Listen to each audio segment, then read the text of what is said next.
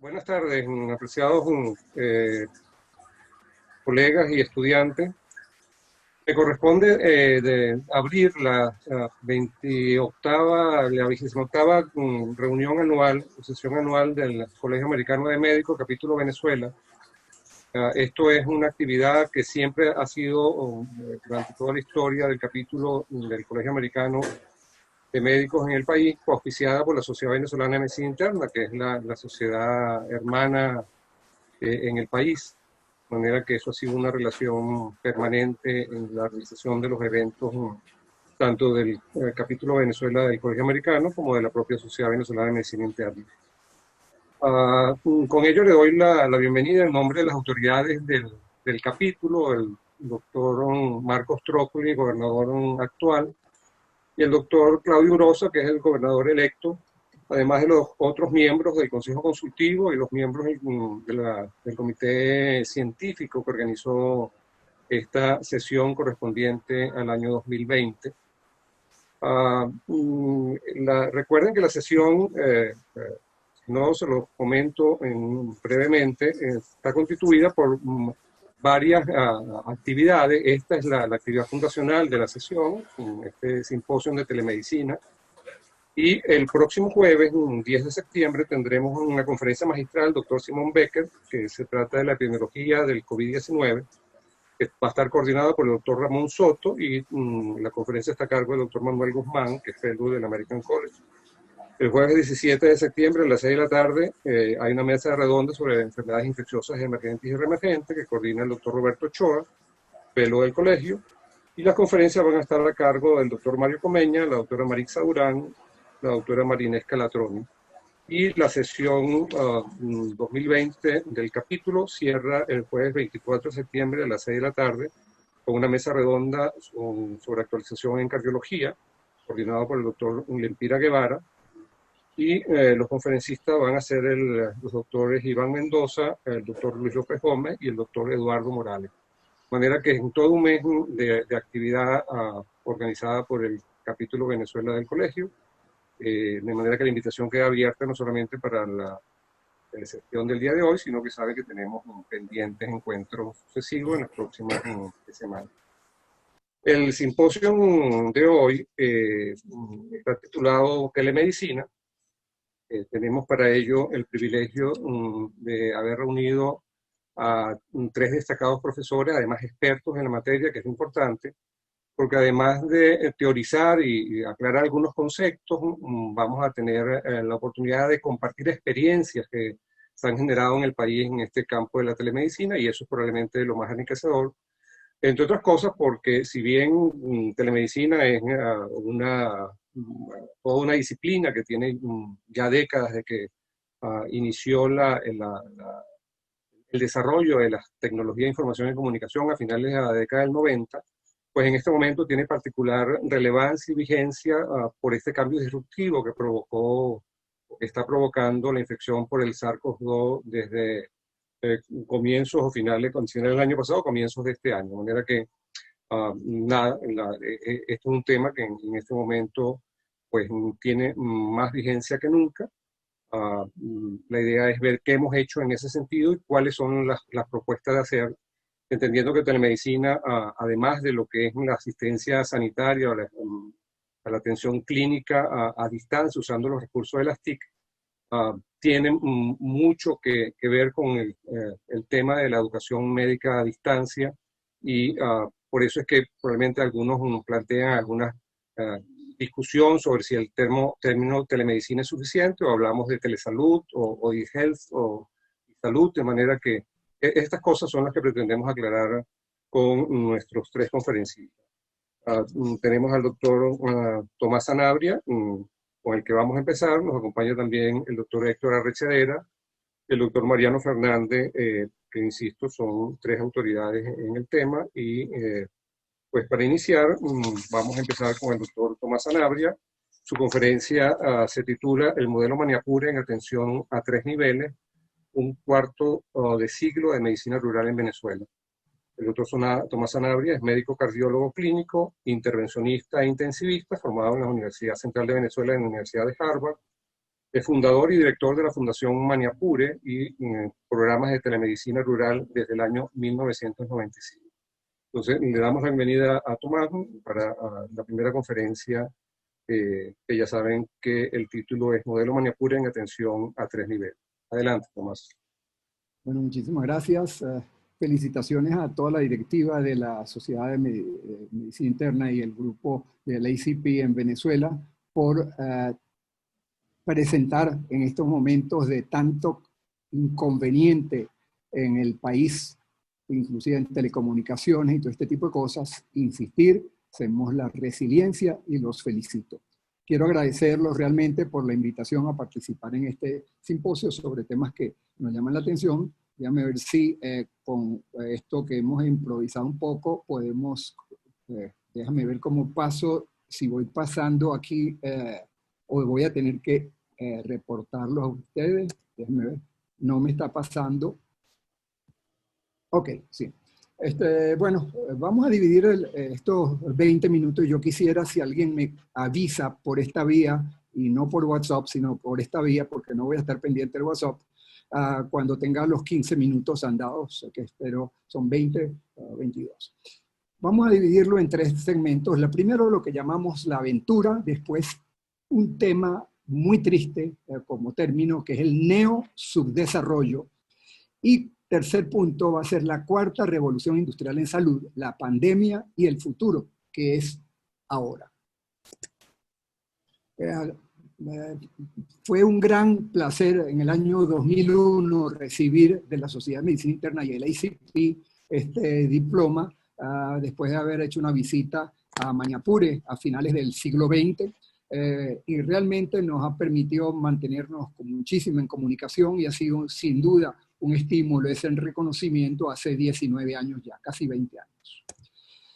La aventura, el primer punto, esto es una de las primeras visitas que hicimos a la Amazonia, poco tiempo después de haber terminado mi posgrado y haber regresado, fui a visitar al doctor Kenneth Gibson a la zona de los Yanomamis y fue fascinante.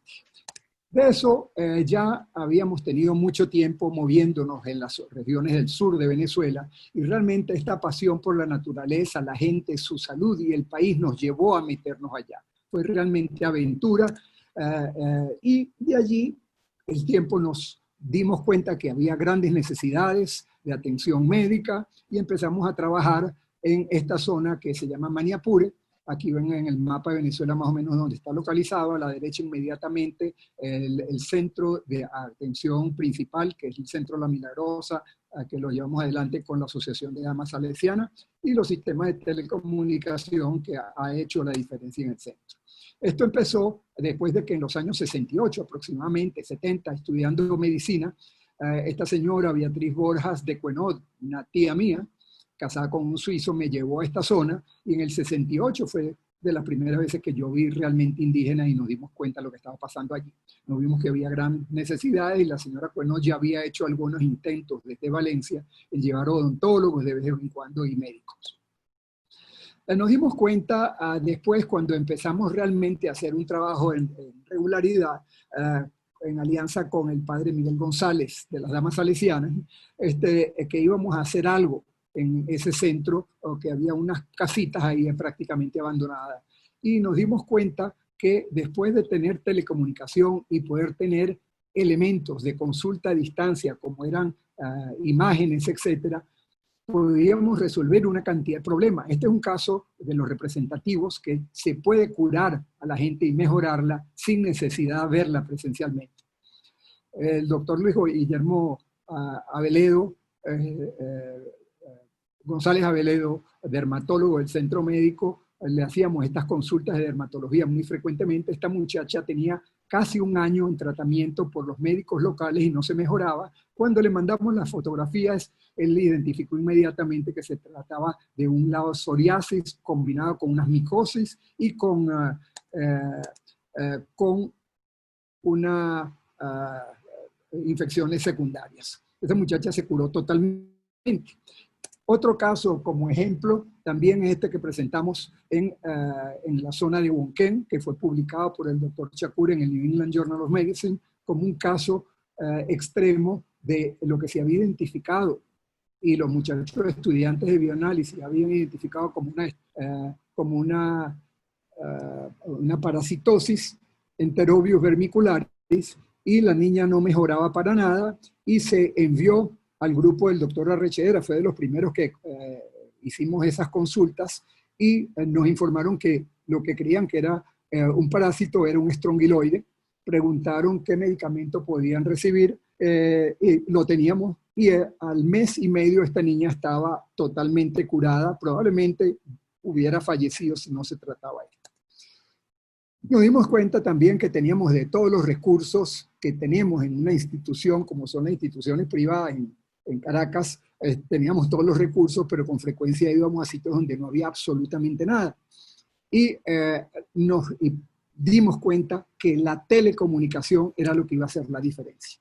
Por otro lado, había otro grupo de pacientes que no podíamos tratar por telemedicina, sino sencillamente requerían todos los contactos, las consultas para ver cómo se hacía el traslado. Este fue uno de los casos muy representativos de la zona de Urimán, de joven con un hiperesplenismo, una hipertensión portal severísima, sangraba permanentemente, fue operado en el centro médico después de haber sido evaluado en el Vargas. Otro caso, esta aneurisma de aorta abdominal, la más grande que yo he visto, una paciente de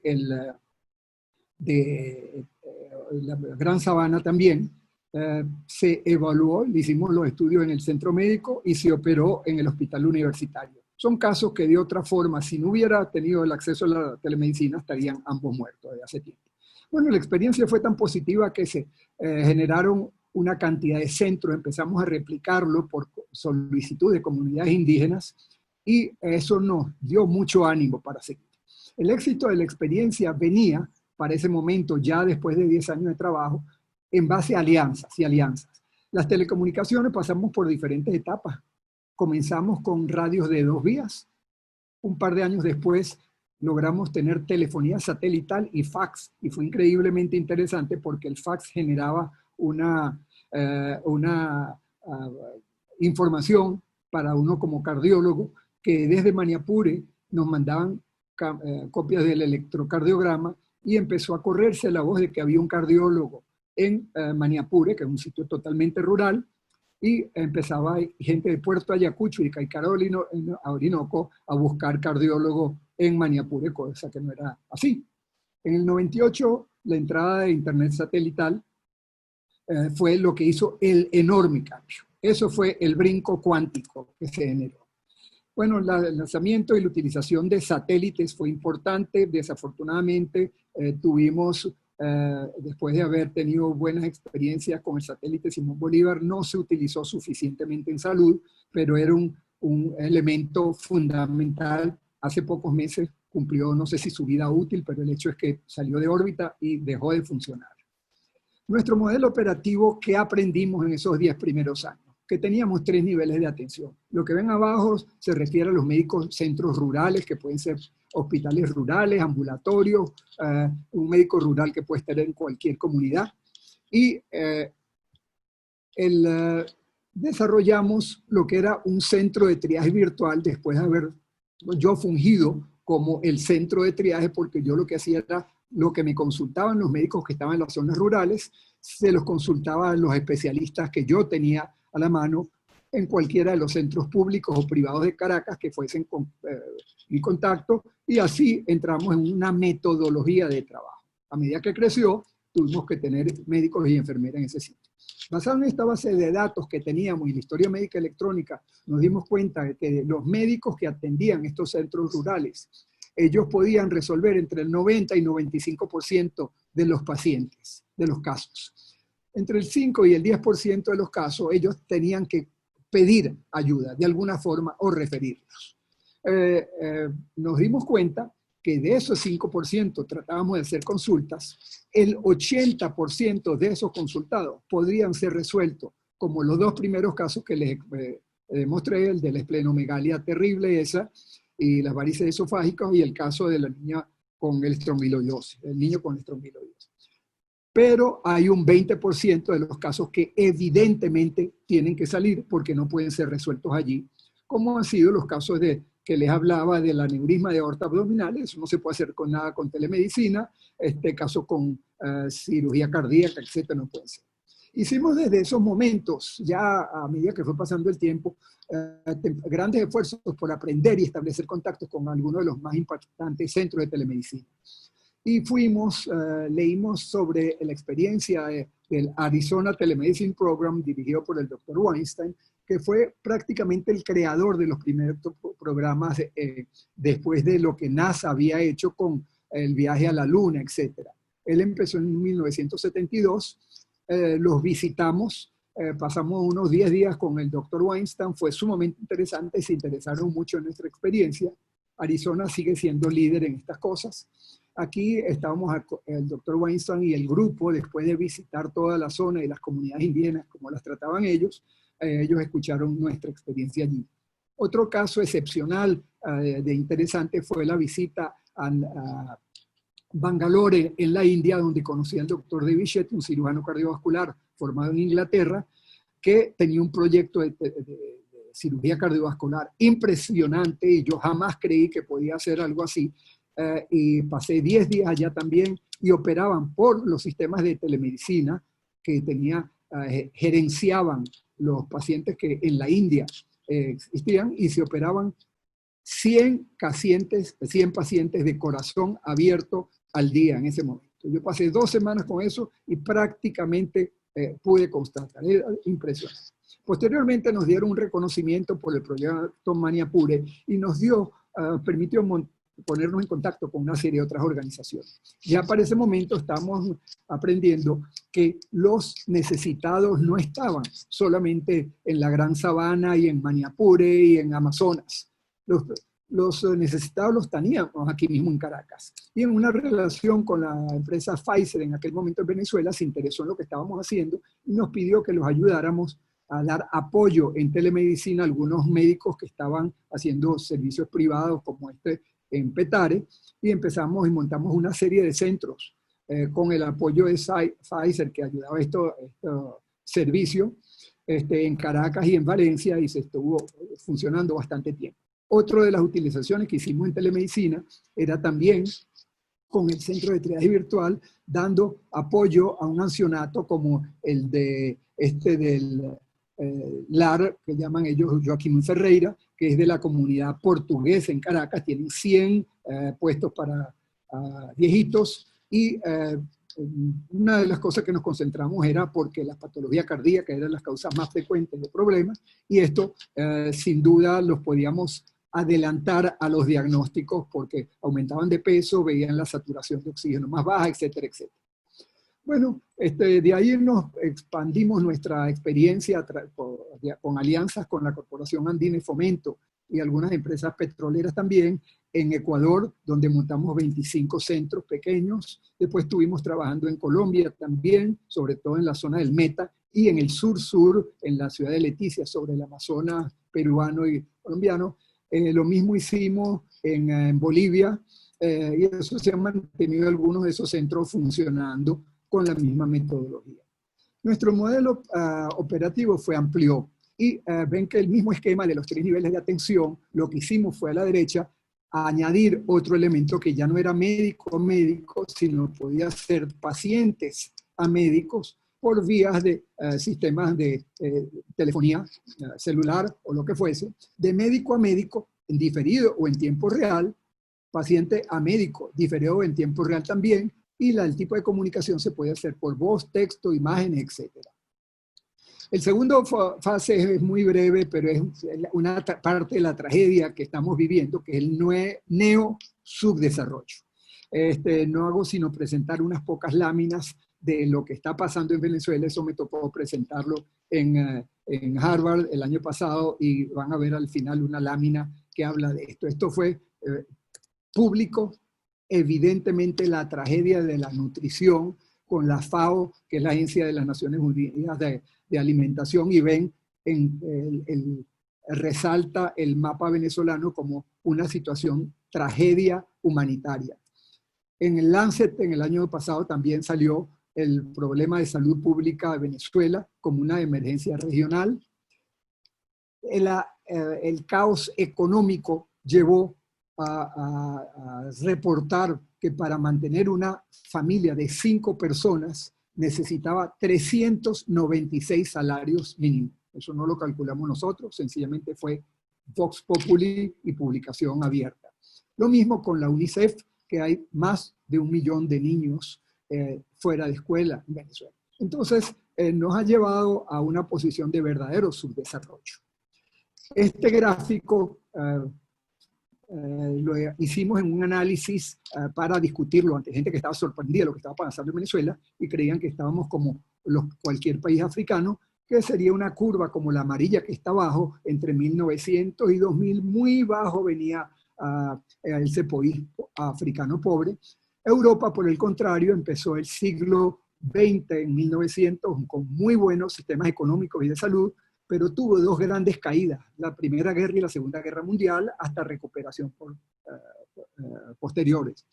El grado en rojo o marrón, en el medio de los dos, es el caso de Venezuela, que a partir del año 1910, 20, 30, fue subiendo y subiendo, y llegó un momento a ser el 4º país con más ingresos per cápita en el mundo, y vemos que está muy superior su posición que los países europeos en un momento dado. Después de la entrada del Foro de Sao Paulo en Venezuela, ya ven cómo se hundió, entonces explicamos que Venezuela era una tragedia verdaderamente, pero no era un caso como los africanos. Y por lo tanto tenemos que jugar a la recuperación y reconstrucción. El tercer... llevamos 15 minutos. Ok, muchas gracias. Sí. El tercer punto es la 4ª revolución industrial en salud, el COVID-19 y la reconstrucción. El tema de telemedicina, como dijo el doctor Patiño antes, probablemente lo vamos a poder eliminar. Nosotros no hablamos de que nuestra casa es una electrocasa porque tenga electricidad. La telemedicina va a ser la norma, simplemente la medicina del siglo XXI. ¿Por qué?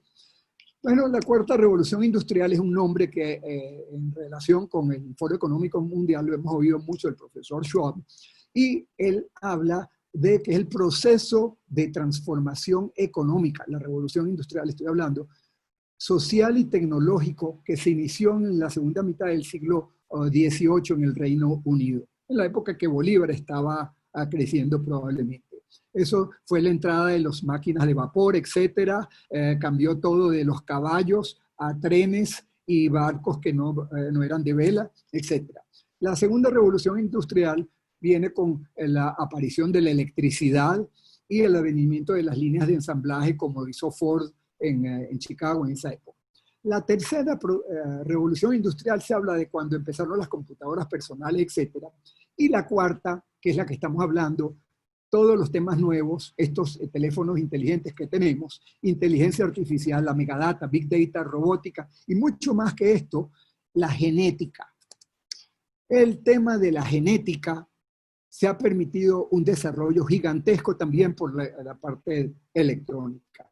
El 4ª revolución industrial en salud lo podemos identificar en febrero del 2001 en la revista Nature, que se publica la secuencia de prácticamente todos los 300 billones de pares de bases que generan el dato. Bueno, aquí sencillamente les quiero ilustrar cómo la similitud que hay entre el cromosoma que esté arriba a la izquierda, como el ADN se genera, y que es un sistema que parece binario, casi binario, como el de las computadoras, pero aquí es con 2 sistemas que se unan, adenina-timina y citosina-guanina, en vez de sí-no, que es lo que ocurre aquí a la izquierda con los códigos de computadoras y a la derecha la parte humana. Imagínense lo que es analizar 300 millones 300 billones de base de datos, sería imposible para un ser humano. Eso hoy en día, el avance ha permitido inclusive hacer edición genética con una metodología que se llama CRISPR y se pueden interesar en eso. Bueno, yo tuve la oportunidad hace un par de años de ir a entender qué estaba pasando en la parte genética, que me impresionaba, y aquí aparezco en la Universidad de California, en Los Ángeles. El aparato que está en el centro, que parece una lavadora, es con lo que hacían el análisis del genoma. Al año siguiente me mandaron este aparatico para que lo viera, simplemente para verlo, y que es casi el tamaño de un teléfono, y eso lo permite hacer hoy en día. El paciente del futuro, que es el de ahorita, la cantidad de sensores biológicos que tienen permiten medir todo lo que ustedes saben, temperatura, pulso, presión, electrocardiograma, ritmos o no. El hospital del futuro, la casa. Esto todo está conectado. Cada vez se está yendo más la gente a los hospitales. Tan es así que hay este análisis que en 1975 en Estados Unidos había 7.156 hospitales y en el año 2013 se habían reducido 30%. O sea que aunque crece la población, cada vez hay menos hospitales porque se están tratando de resolver las cosas más en las casas. La telemedicina se ha demostrado que recorta en los costos de atención en salud tipo 90%. Bueno, la pandemia nos alborotó la mente, ha generado más de 100.000 muertes adicionales por mes en el mundo. Es la peor crisis de salud en los últimos 100 años y la mayor recesión económica y la mayor pérdida de puestos de trabajo. ¿Por qué tuvimos que esperar esto para implementar la telemedicina? Bueno, resistencia al cambio de nosotros los médicos principalmente, los aspectos regulatorios que han sido problemáticos y la incomodidad para los médicos de llenar historias médicas antipáticas y fastidiosas. Vean este dato que es fundamental. Esto, Francia, entre el mes, este gráfico lo dibujé ya en base al texto de la derecha. Francia, en poco más de un mes, pasó de 10.000 consultas, teleconsultas al mes, a 500.000 al mes siguiente. Entre marzo abajo, ven a la izquierda, y el mes de abril se multiplicó por 5.000%. Fue el 5.000% lo que creció. Y eso ha pasado en la mayoría de los otros países. Los aspectos regulatorios frenaron muchísimas cosas. Hoy en día están siendo reconsiderados en Estados Unidos, lo vemos a la derecha, órdenes para quitar las limitaciones de paso, atención de un estado a otro, etc. Otro problema ha sido la economía. La telemedicina no se podía cobrar, no había forma de hacerlo. Y es un proceso que la gente ha entendido en este 2020, que evidentemente ahorra dinero, pero genera empleos y trabajo. ¿Qué es la consulta virtual? Similar a la consulta presencial. ¿Es uno para los que practicamos atención en salud? La respuesta es probablemente no. Sin embargo, no todo el mundo puede tener acceso a médicos especialistas. Hay déficit de profesionales globalmente. Si existe evaluaciones presenciales previas de historia médica disponible con pacientes que se puedan tener problemas, es muy útil y se pueden resolver una enorme cantidad de situaciones con esto. Y después la enorme cantidad de equipos médicos, de ediciones fisiológicas están disponibles para el público, los tensiómetros, termómetros. Y hoy en día, que ustedes saben, los saturómetros están en boga. Eso es como tener un vaso de agua porque es uno de los parámetros que se utiliza para hospitalizar o no un paciente que hoy en día tenga fiebre ante la potencialidad de que sea un COVID. La telemedicina empodera, por otro lado, el personal técnico en salud. La tecnología genera herramientas para diagnósticos precisos y rápidos que eran impensables hace 20 años. En la época de Gabaldón había que entrenar a personas para que vieran la malaria, que fue una maravilla lo que se hizo. Hoy en día la malaria se puede hacer con este aparatico en la derecha que lo hemos estado usando en Maniapure, pero que también es igualito, sencillamente en base a genética, al estudio del genoma y las modificaciones virales, cómo están ellas preparadas. Entonces, en este es un caso que vimos y nos decía en menos de 5 minutos si el paciente tenía un plasmodio falciparum, vivax o no era nada. Bueno, eso es muy parecido a lo que se usa para saber si una persona está embarazada o no. Esa tecnología, cuando se sabía antes que una mujer estaba embarazada o no, hoy en día se sabe en minutos por ese tipo de cosas. Nosotros estamos creyendo, estamos convencidos que es muy importante lo que está pasando en salud con los técnicos en salud o carreras más cortas en salud. Yo creo que Estados Unidos ha demostrado, en Europa igualmente, en Estados Unidos con los physician assistant que en 4 años se convierte en un elemento fundamental. El nurse practitioner, lo que llaman en Francia los soignantes, que son las señoras que atienden a partos y todo eso, y ese personal con la tecnología tenemos que avanzar. ¿Cómo trabajamos? Sencillamente esto es un listado, pero ya para no pasarme más de tiempo, es para lo que hacemos en casos como replicando la experiencia en Maniapure. En este momento estamos atiborrados de trabajo porque con esta situación general del país, una cantidad de organizaciones multilaterales, la OPS, la OMS, Cáritas, etcétera, están buscando para llegar a estos sitios remotos y estamos muy presentes en eso. Por eso ustedes si van a poder ver esto cuando quieran, esta presentación probablemente en YouTube o algo de eso, esto puede hacerles interesante. Muchísimas gracias. Esto es el personal de Maniapure, después de uno de los operativos de salud que hacemos todos los años, y los que este año nos tocó atender en marzo, justamente cuando empezó la pandemia, el doble de pacientes por toda esta cantidad de especialistas que fueron allá. Esto es semanas vacacionales para donde pasan los estudiantes del último año de medicina y que nos nutren a los centros de telemedicina en otras partes del país y son una maravilla de jóvenes que han crecido en esta barbarie que hemos vivido los últimos 20 años y están siendo la fuente de inspiración de lo que va a ser la recuperación de Venezuela. Muchísimas gracias. Muy bien, queremos agradecer al doctor Tomás Sanabria su participación. Los asistentes recuerden que después pudiéramos o podemos interactuar con el doctor Sanabria en la plataforma Zoom.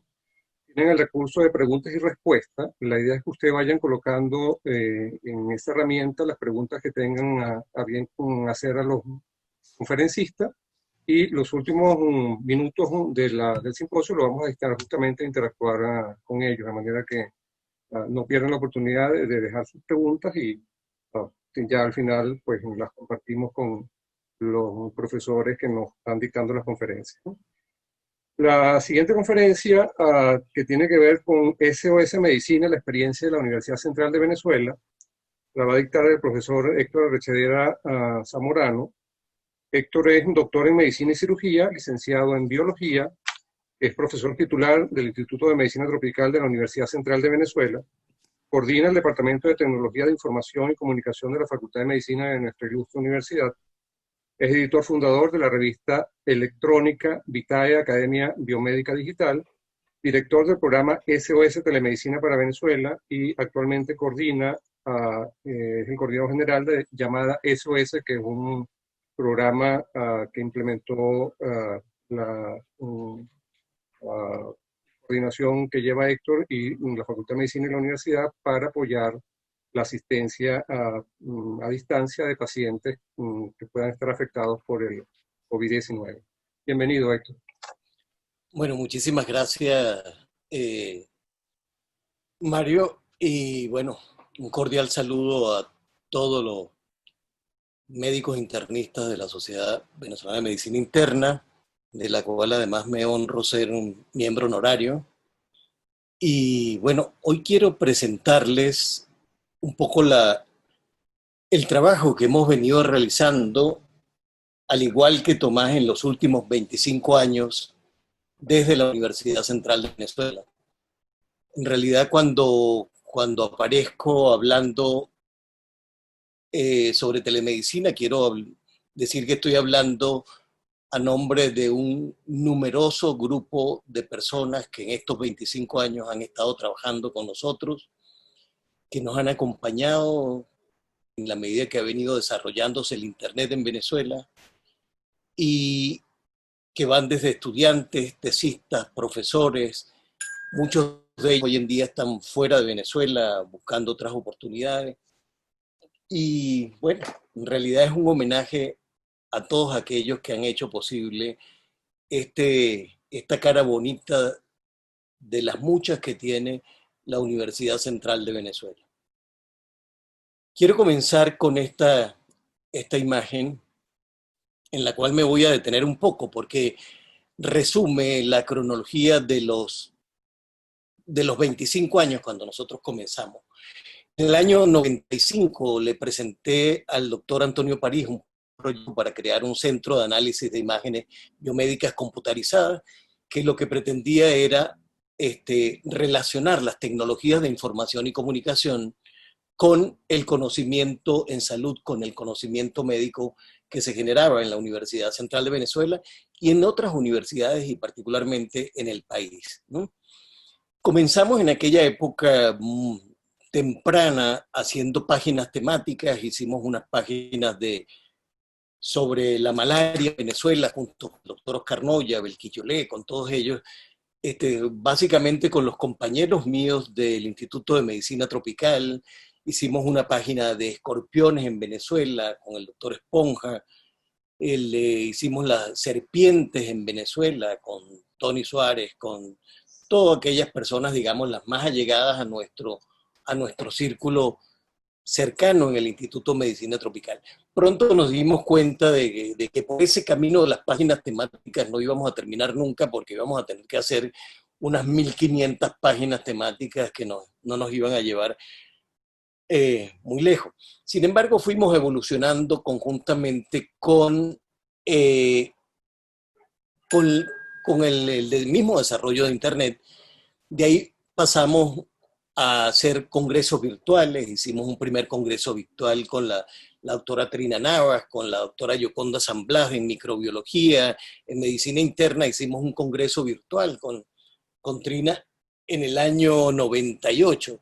Estamos hablando de casi que Trina no me está escuchando, de la prehistoria temprana. En el año 99, gracias a una iniciativa de algunos estudiantes nuestros de la Facultad de Medicina y también de la Escuela de Computación de la Universidad Central, logramos sacar la primera revista virtual exclusivamente digital en Venezuela, que fue Vitae. Vitae, Academia Biomédica Digital, como la llamamos nosotros. Sí, en el año 99 estaba las autoridades de la facultad se trasladaron al Instituto de Medicina Tropical y hicimos un acto estaba el doctor Llaneto como rector en ese momento y Ernesto González como vicerrector académico, si mal no recuerdo. Y se inauguró la revista electrónica que hoy en día tiene 21 años y fue la primera revista electrónica digital en Venezuela. Esto hay que señalarlo porque no es fácil hacer innovación, no es fácil hacer innovación tecnológica en un país como el nuestro, sobre todo en los últimos 20 años que hemos vivido. Hacia el año 2000, junto con el doctor Juan Márquez y con el doctor Iván Mendoza, desarrollamos el primer libro virtual, que fue Enfermedad de Mal de Chaga.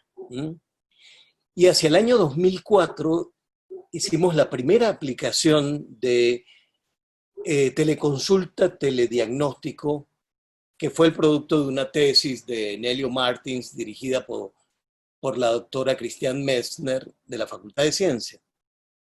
En el año 2007 presentamos este proyecto al Consejo de Desarrollo Científico y Humanístico, al CDCH, el cual en una agenda de CDCH y sociedad fue aprobado, y eso nos permitió contratar a algunos del personal que comenzó a trabajar fuerte en este tema. Y hacia el final de 2007, cuando se implementa la Ley Orgánica de Ciencia y Tecnología, lanzamos el proyecto de SOS Telemedicina. La universidad recibió así, de la empresa Total Oil de Venezuela, recibió el mayor aporte económico que algún proyecto LOCTI recibió. Y eso nos permitió desarrollar una red de telemedicina a lo largo del país, donde en el estado de Nueva Esparta logramos hacer el proyecto piloto. Hay que señalar con el apoyo muy importante del ingeniero José María de Viana, a quien le debemos mucho todos los venezolanos, no solo por su trabajo en Hidrocapital, en las empresas privadas como en CanTV, Movilnet, sino, bueno, él nos dio un fuerte apoyo. Desde el año 2010 nos venimos reuniendo con el profesor José María de Viana cada 15 días para hablar sobre tecnologías de información y desarrollo de proyectos. En el estado de Anzoátegui, Mapire, Suata, y desarrollamos 5 centros, Cacurí, en el estado de Amazonas, en los Ángeles del Tucuco, en la Sierra de Perijá, y en los prontosocorros del estado Miranda. Hacia el año 2014 cambiamos un poco el foco que nosotros teníamos, porque cuando recorrimos el país un poco, lo que observábamos era que la gente nos pedía que la universidad los estuviera acompañando, que pudiéramos educar a distancia a los médicos generales, a las enfermeras, a los bioanalistas. Y luego de hacer un programa de recuperación de un estudio de televisión que había desarrollado el doctor Crocker hacía 20 años atrás, logramos comenzar a grabar videoclases, videotutoriales, videoconferencias, montar un canal de YouTube.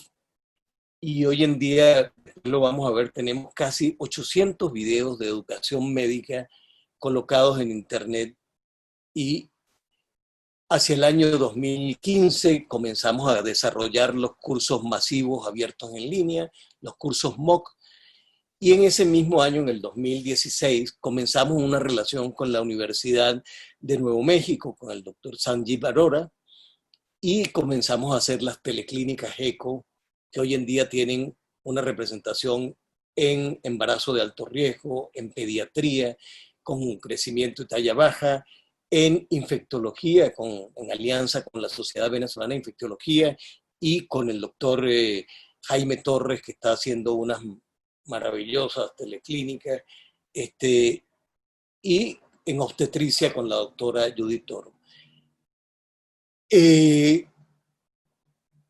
Luego de esto pasamos al año 2020 y entramos en la época de pandemia, y ahí comenzamos a desarrollar toda una serie de productos, del cual quizás el más relevante es el que hoy en día llamamos llamada SOS, que es un sistema de atención primaria en salud remota que estamos haciendo desde la Universidad Central de Venezuela.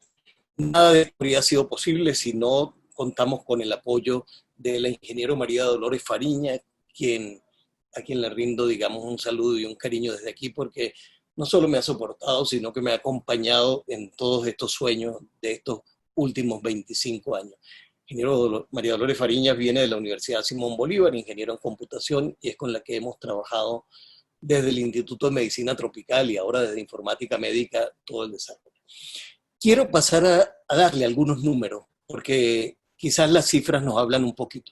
La revista electrónica Vitae tiene 76 números publicados, 640 artículos originales de investigación médica en Venezuela, en los cuales se disciernen además adicionalmente 77 casos clínicos de 63 distintas especialidades, y tenemos un número de usuarios de 1.902.651 usuarios, y al día de ayer teníamos 3.598.880 visitas en la revista electrónica. En el caso del programa de SOS Telemedicina, logramos instalar 39 localidades a lo largo de todo el país, como decía, con foco en el estado Nueva Esparta, Anzoátegui, Amazonas, Zulia y Miranda. En el año 2013 comenzamos a recuperar este estudio de televisión. Aquí vemos al doctor Ricardo Blanche grabando en nuestros estudios, y comenzamos con el apoyo de MSD, Merck, con el doctor Juan Márquez y con la Corporación Andina de Fomento para desarrollar los cursos MOOC en el programa de prevención de mortalidad materna infantil dentro de los programas del Millennium, como apoyo, digamos, a la prevención de la mortalidad materna e infantil. Todos estos productos que se han grabado en este estudio, al día de hoy son 810 videos, están colocados de manera abierta y gratuita en el canal de YouTube. Tenemos 37.305 suscriptores y 16.934.759 visualizaciones de estos videos. Esto es un poco lo que se discrimina en videoclases, videoconferencias, micros y tutoriales. Hemos desarrollado y tenemos una página de SOS Telemedicina cursos.ucb.be. Aquí está el listado de los cursos que tenemos, son al día de hoy 19 cursos y esperamos colocar el número 20 muy pronto, que trata fundamentalmente sobre el tema de desnutrición en Venezuela. Otra parte de las aplicaciones de telemedicina que hemos venido desarrollando en estos últimos 25 años está el tema de las videoconferencias. Hoy en día contamos en la Facultad de Medicina con 3 salas de videoconferencia, donde se han podido hacer 156 defensas de trabajo especial de grado, o sea, 156 médicos especialistas se han podido en sus distintas especialidades, estando en distintas regiones del planeta, gracias a las tecnologías de información y comunicación y a esta aplicación. Asimismo, hemos desarrollado las discusiones de casos clínicos con la Sociedad Venezolana de Medicina Interna, particularmente, y con videoconferencias temáticas de distinto tipo, como cuando comenzó el Zika, cuando comenzaron las distintas. El desempeño, obviamente, nos hemos relacionado a lo largo de todos estos 25 años con las distintas universidades, con los distintos centros donde se viene trabajando la telemedicina en Latinoamérica, porque la telemedicina en Latinoamérica tiene una particularidad y es que no está dado por grandes equipos, por grandes equipos de monitorización remota, sino que basta una comunicación personal con el médico general, con el enfermero que está a distancia, y eso es lo que nos hace diferente de la telemedicina que se está haciendo en Europa o en Norteamérica. Mucho de la experiencia que tuvimos en el campo de telemedicina se resumió en esta publicación, SOS Telemedicina, la experiencia de la Universidad Central de Venezuela, que hicimos conjuntamente con el doctor Andrés Fernández de Chile y que se publicó en la CEPAL, en Naciones Unidas, hace, si no me equivoco, aproximadamente 4 años. Asimismo, recibimos el certificado de mejores prácticas en telesalud, dado por Alanir de Fátima de Brasil, pero representando a las universidades y ministerios de salud de Latinoamérica. Hago un corte aquí porque ¿qué ha ocurrido después de la pandemia? 6 meses para acá. Nos encuentra esta situación, primero capacitados nosotros tecnológicamente para trabajar a distancia, con herramientas y con un equipo de trabajo capaz de colocar contenidos y de hacer proyectos a distancia. Desde entonces, desde el 12 de marzo, hemos colocado nosotros 69 videos en internet, los cuales han recibido 1.700.000 vistas. Quiero llamar la atención de un maravilloso video que hizo la doctora Flor Pujol sobre la biología, el origen y biología del COVID-19, comenzando recién la pandemia, el cual el día de ayer tenía 655.279 visualizaciones. Y para quienes no lo han visto, les recomiendo que lo vean porque es realmente un lujo y una joya esta investigadora del Instituto Venezolano de Investigaciones Científicas que puso sus contenidos acá. Asimismo, la sintomatología del coronavirus dada por el doctor Juan Félix del Hospital de Niños, Juan Félix García, el cual tiene más de 1 millón de visualizaciones en este tema. Todos los viernes de todos los meses, de los últimos 6 meses, hacemos una teleclínica en pediatría, en embarazo y en alto riesgo, en infectología hacemos 2, una con el doctor Jaime Torres, una con el doctor Manuel Figuera, de la Sociedad Venezolana de Infectología, y estas han tenido al día de hoy 37.300 vistas en general. Asimismo, hemos desarrollado una base de datos con 460 publicaciones, las cuales están discriminadas en la clínica, diagnóstico, tratamiento y generalidades. El último desarrollo que hemos logrado hacer, y muy orgullosos de que la Universidad Central de Venezuela, en medio de esta situación crítica de salud que tenemos en el país, haya salido adelante con un call center, con un centro de llamada dirigido a la comunidad, donde ponemos a disposición de toda la población venezolana y venezolanos que están en el exterior, ponemos a los médicos, a 30 médicos venezolanos, para que atiendan sus consultas, para que garanticen una atención de calidad, para que den orientaciones según las pautas internacionales de salud y acompañen al pueblo venezolano en medio de esta tragedia que particularmente significa para Venezuela el COVID. En conjunto con empresas privadas como Daico, Digitel y otras empresas, y junto a nuestros ingenieros y a nuestro personal de SOS Telemedicina de la Universidad Central de Venezuela, pudimos colocar un call center de última generación, el cual con conexión y capacidad para 4E1 que permiten no solo, ahorita están funcionando 30 líneas simultáneas, con un teléfono único, el 0212-313-5660, permite tener acceso directamente a médicos egresados de la Universidad Central de Venezuela para que acompañen a los pacientes. Dirigido por la doctora Judith Toro Merlo, brillante doctora, brillante profesora, quien nos ha organizado a todo el personal médico. ¿Y qué son estos muchachos? Egresados, bien formados de la Universidad Central de Venezuela, los que están dando la cara, mostrando este aspecto bonito de la Universidad Central de Venezuela para acompañar a los venezolanos en esta situación de salud. Aquí les muestro el caso de las consultas que hemos atendido a distancia en este call center telefónico. Hemos atendido 14.992 consultas a distancia. En el mes de junio todavía no nos dábamos a conocer, atendimos 239 consultas, comenzamos a publicitar, esto tenemos 12.748 en el mes de julio, y el mes de agosto nos hemos disparado a 12.005 consultas para haber resuelto 14.992 consultas médicas a distancia en los últimos 3 meses, y ya tenemos data del mes de abril.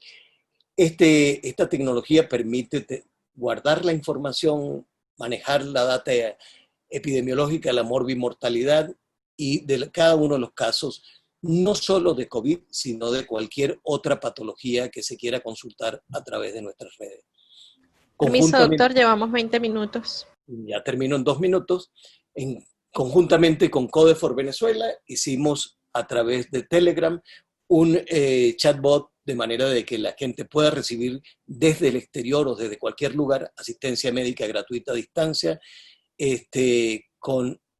a través de Instagram, y conjuntamente con Medicina Interna, con nuestros compañeros de la Sociedad Venezolana de Medicina Interna, tenemos una gran cantidad de contenidos. La doctora Marisa Durán, el doctor Miguel Contreras, el doctor Israel Montes de Oca y muchísimos otros, la doctora Eva Seckler, que nos han venido acompañando en esta aventura. Obviamente, todo esto se publicita por las redes sociales y particularmente por la radio, porque nos hemos dado cuenta que hoy en día la radio constituye un elemento, digamos, fundamental para no solo las redes sociales, sino para todos aquellos venezolanos que necesitan tener un médico a la mano y que pueden recibirlo a través de un mensaje por la radio. Esta imagen representa los que hoy en día, dan la cara por los muchos otros que no se encuentran.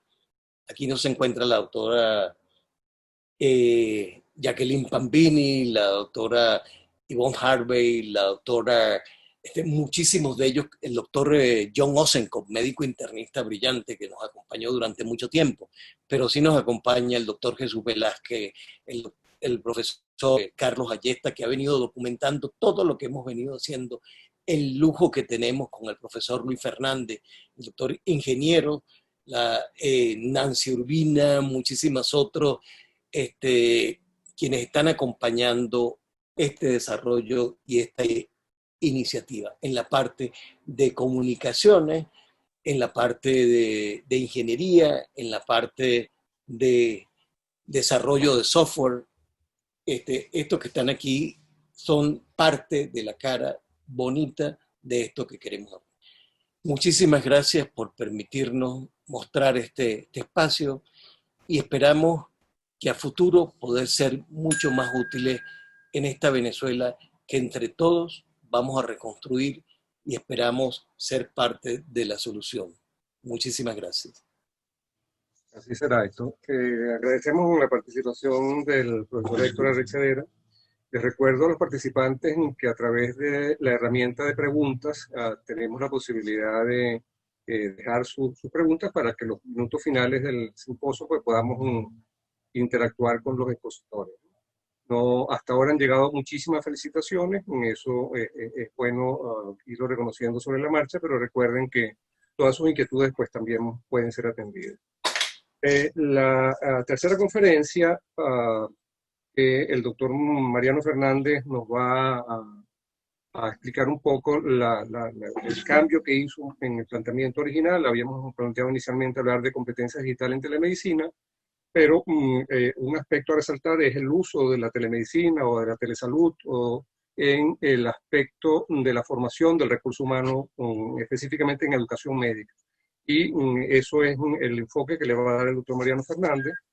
Mariano es médico epidemiólogo, doctor en educación, mención tecnología y educación a distancia, postdoctorado en filosofía y ciencias de la educación, es profesor titular de la Facultad de Medicina de nuestra Universidad Central de Venezuela, coordinador de investigación y jefe del Departamento de Educación a Distancia de la Facultad de Medicina, es el director del programa de doctorado en salud pública de la facultad, e invitado de cortesía de la Academia Nacional de Medicina. Adelante, Mariano, bienvenido.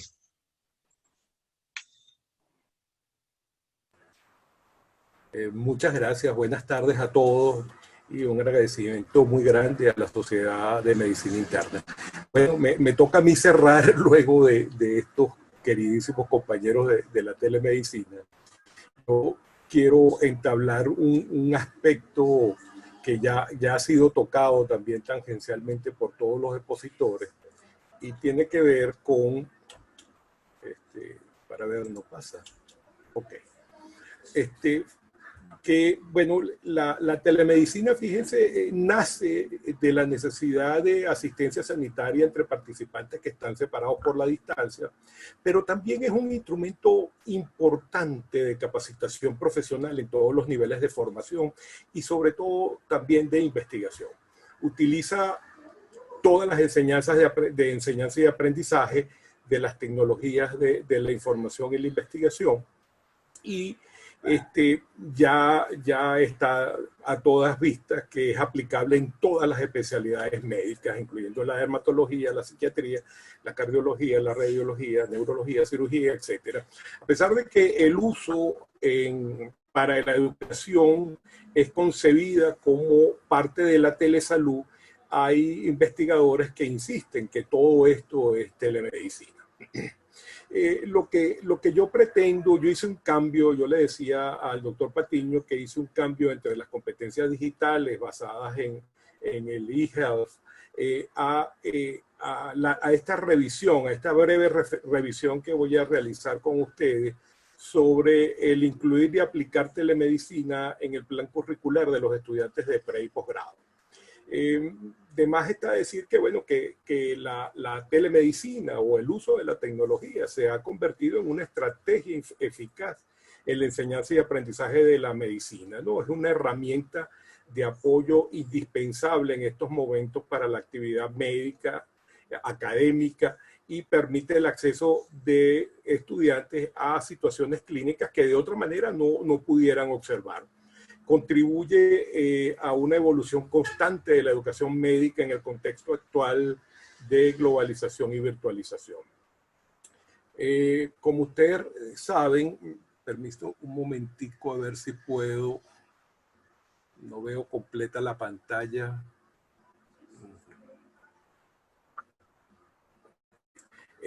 Disculpen.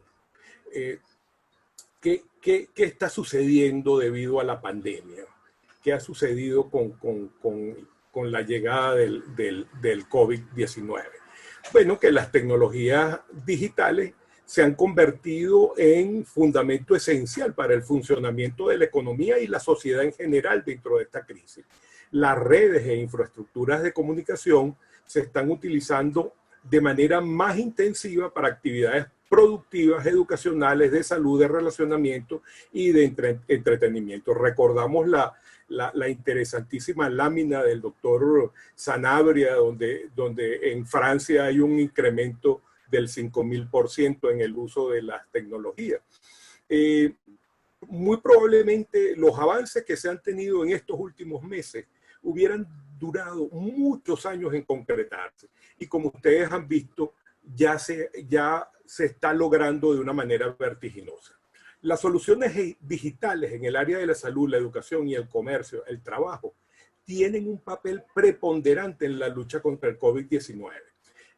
Facilitan, una de las cosas fundamentales desde el punto de vista epidemiológico es que facilitan el distanciamiento físico y viabilizan de alguna manera el funcionamiento del sistema socioeconómico, que es otro de los problemas graves que estamos enfrentando.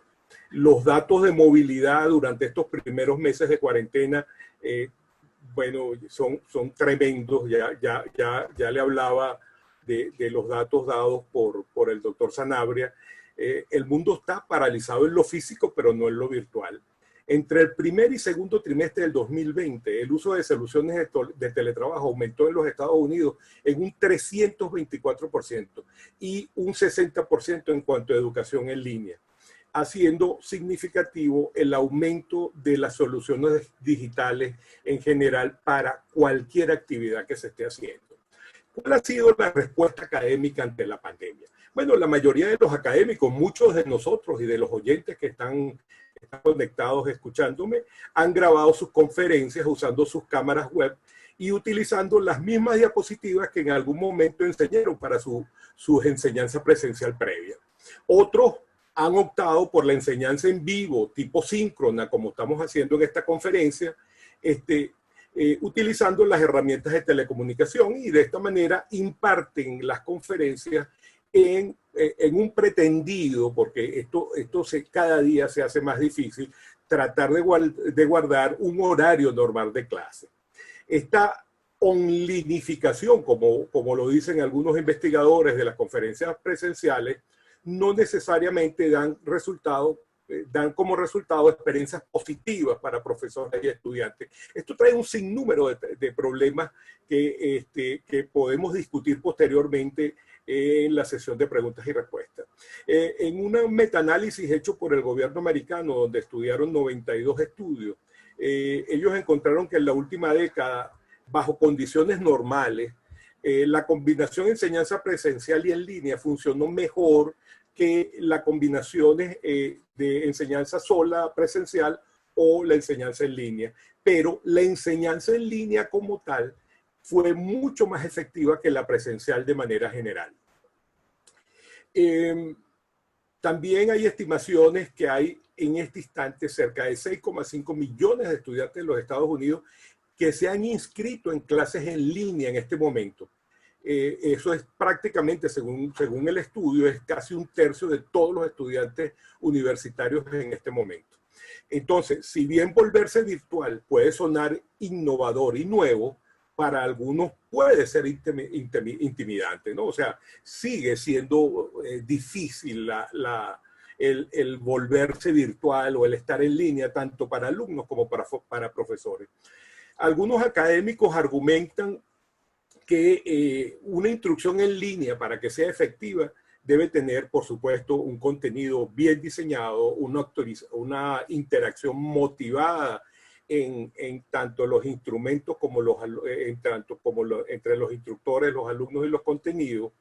Debe tener instructores bien preparados y, por supuesto, totalmente apoyados, que son uno de los problemas más graves que tenemos en nuestro país, pues. Hay que crear un sentido de comunidad de aprendizaje en línea, es decir, cada asignatura se convierte en una comunidad de aprendizaje y no solamente en un ir y llegar a una clase o ir y conectarme a una clase. El avance tan rápido que ha tenido la inclusión tecnológica espera que estimule en un futuro muy cercano la discusión sobre mejoras en las estrategias efectivas que pueden tender a un éxito tanto en las universidades y en el profesorado en esta transición que estamos viviendo. ¿Qué ¿qué estamos sufriendo en este momento?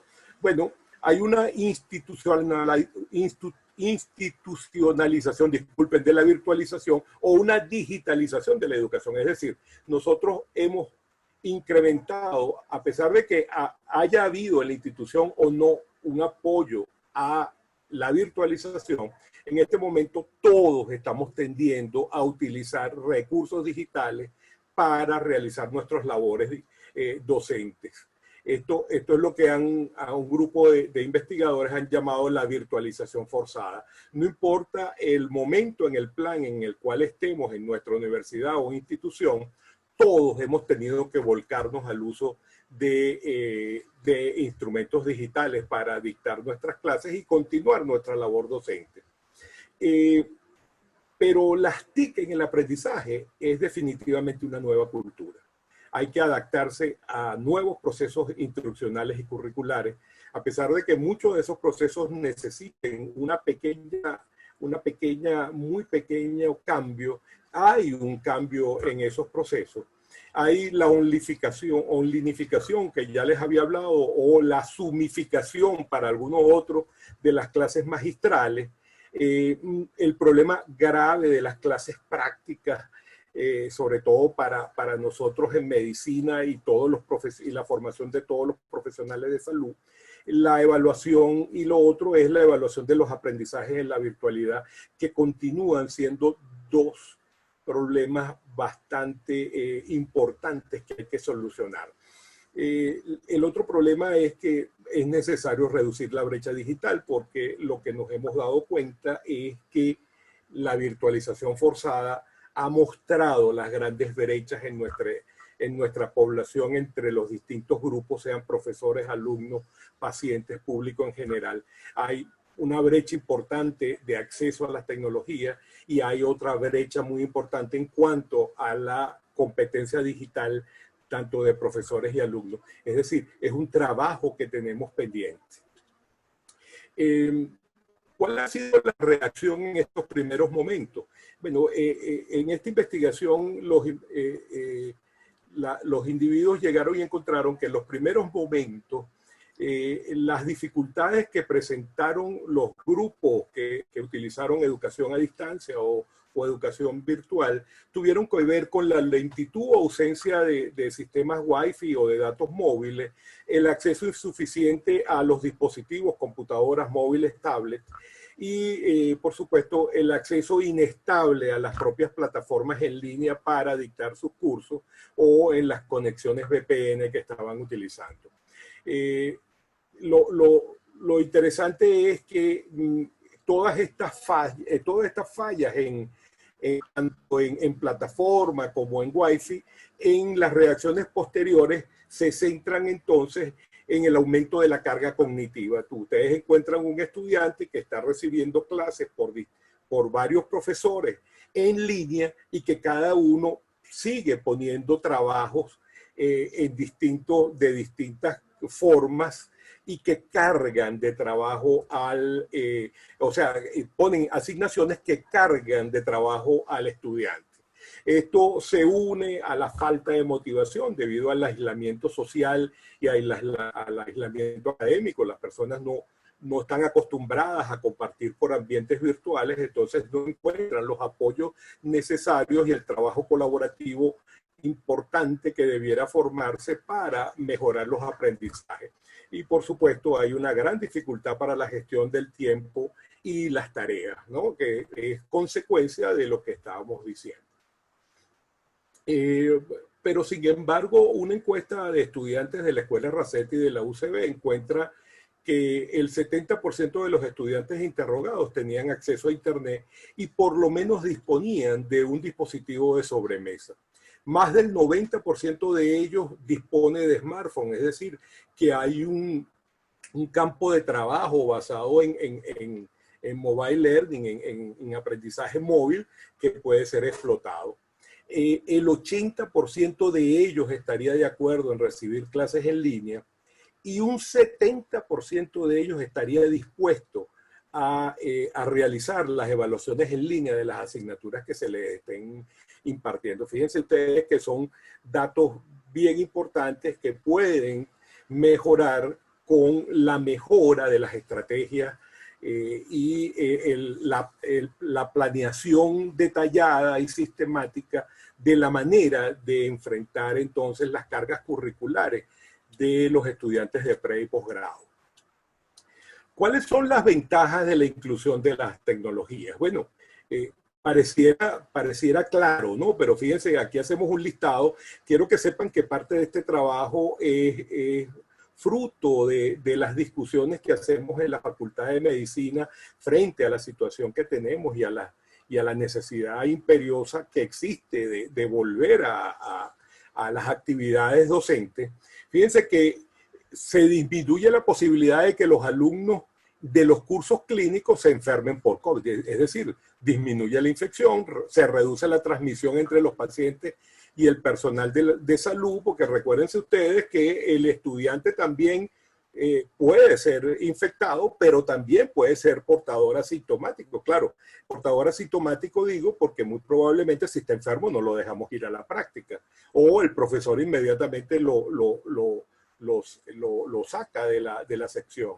Reduce los gastos innecesarios de equipo de protección en personal no esencial en los hospitales, permite continuar las actividades académicas, que es una de las cosas más importantes, facilita la revisión de manera oportuna del material académico, garantizando la entrega de contenidos actualizados basados en la evidencia a los estudiantes, potencia el aprendizaje digital a las nuevas generaciones, que por una parte están mejor adaptadas para ello y muy seguramente van a vivir en un ambiente mucho más digital del que hemos vivido nosotros.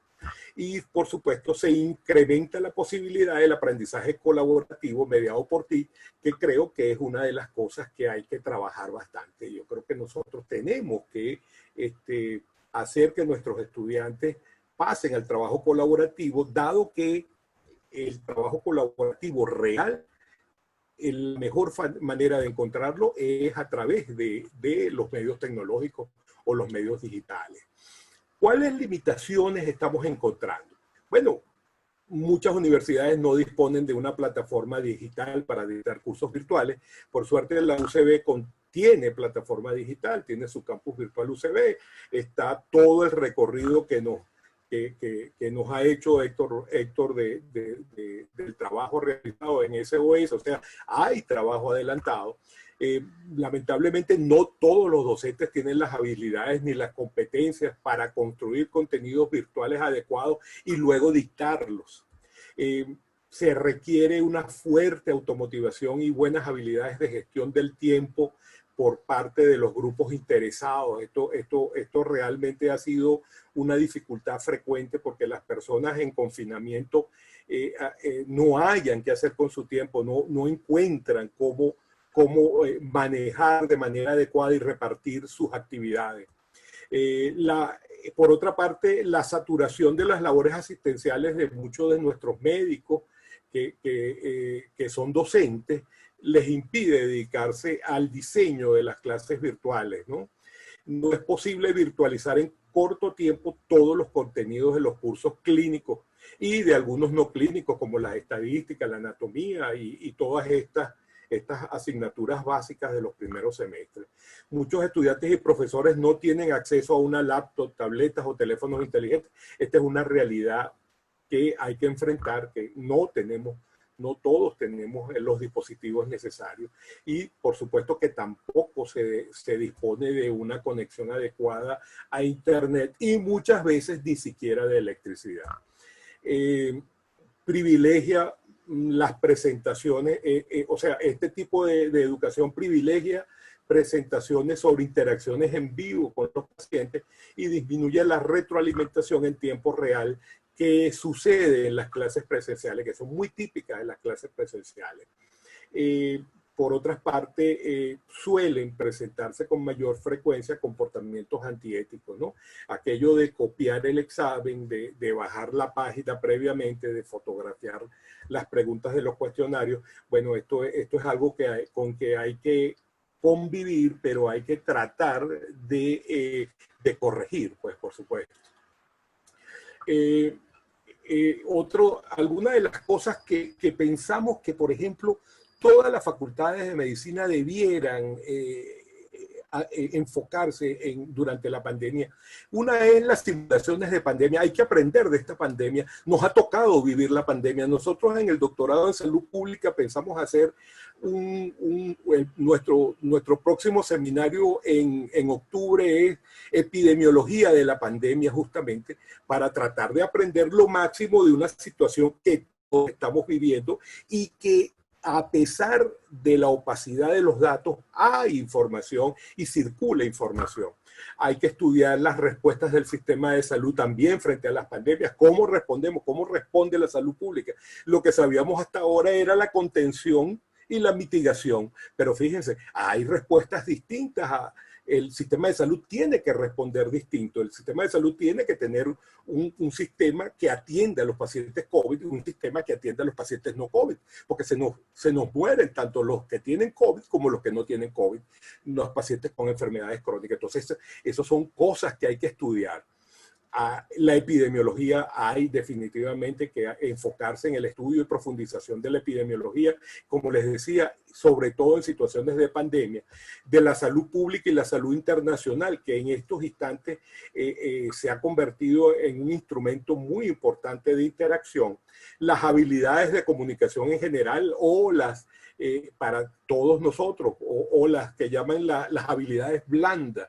Esto tiene que ser estudiado y tiene que ser puesto en uso. Los conceptos de responsabilidad social y transparencia, el estudio de las perspectivas y dilemas éticos desde la bioética y desde la ética en salud pública. ¿Cómo enfrentamos lo que sucede en una pandemia, lo que está sucediendo en nuestros hospitales, en las terapias intensivas? ¿A quién le damos la cama? O sea, estos son dilemas que hay que empezar a discutir y que hay que empezar a prepararnos y preparar a nuestros estudiantes para que puedan enfrentarlos en un futuro que probablemente, según lo que hemos escuchado, va a tener más situaciones pandémicas. Los enfoques intermultidisciplinarios y transdisciplinarios se hacen patente su necesidad, y los modelos orientados basados y orientados en las comunidades, y por supuesto la ciencia abierta, los preprint y la ciencia abierta, y todos los desmanes que eso produce en cuanto a infoxicación, a infodemia y fake news, tiene que ser estudiado. Eso tenemos que estar preparados para enfrentarlo. ¿Cuáles serían algunas de las bases? Esto por supuesto no es completo, pero es lo que estamos pensando. Hay que ajustar las necesidades de enseñanza y seguridad de los participantes, ya sean estos estudiantes de pregrado y residentes. Esto es muy importante porque no podemos enviar a los estudiantes a ambientes clínicos o a salas hospitalarias sin tener en cuenta su bioseguridad. También la seguridad de los pacientes, que son el foco de todo nuestro trabajo, y por supuesto del resto del personal médico y de salud que conforma la comunidad hospitalaria o la comunidad del servicio de salud. La provisión continua de la atención necesaria según las especialidades, la sostenibilidad de los programas de residencia de los posgrados. Tenemos problemas con nuestros posgrados porque hay programas de posgrado que no van a poder terminar en diciembre, como es costumbre. Hay unos que sí van a poder, pero hay otros que no, que van a necesitar un par de cuatrimestres más. Bueno, ¿y cómo respondemos frente a esas situaciones? Hay que flexibilizar nuestros programas, nuestras asignaturas. Tienen que flexibilizarse debido a las circunstancias que se vivan en cuanto a la salud pública del país en un momento determinado. Esto es mandatorio y es un poco lo que tratábamos de decir hace un rato, que nuestros programas médicos tienen que incluir el estudio de la atención médica, de la salud pública y de la epidemiología de las pandemias. La organización y la integración y colaboración entre las instituciones formadoras y las partes interesadas, yo creo que son cosas que no podemos dejar por fuera.